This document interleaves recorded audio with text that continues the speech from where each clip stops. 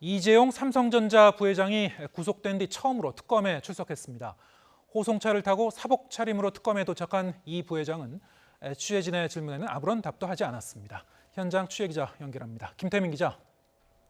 네, 서울 대치동 특검 사무실입니다. 네, 지금 이재용 부회장이 특검 조사를 받고 있을 텐데 출석 당시의 상황 다시 좀 전해주시죠.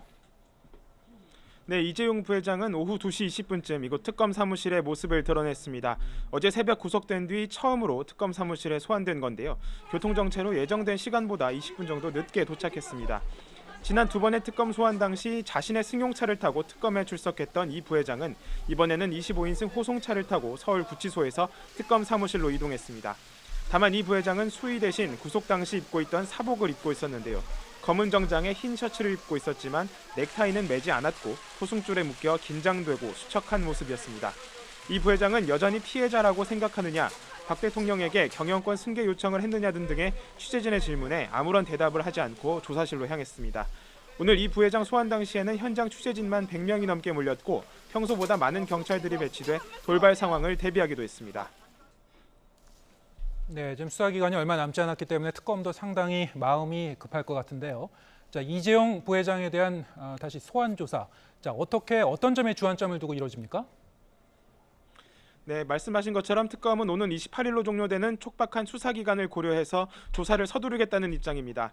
특히 이번 조사는 구속된 이후의 첫 조사여서 이 부회장이 심경의 변화를 일으켰을지가 관심인데요.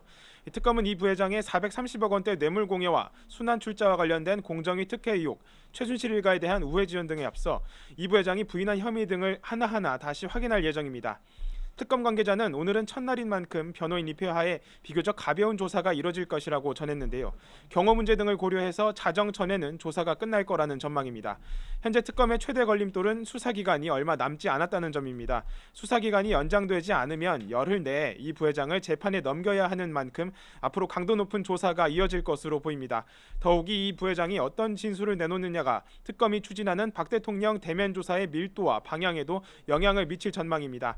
이에 따라 오늘 이 부회장에 대한 조사는 이 부회장 본인에게 적용된 혐의를 수사하는 것에 더 나아가 박 대통령을 겨냥한 기초조사 성격이라는 분석도 나오고 있습니다.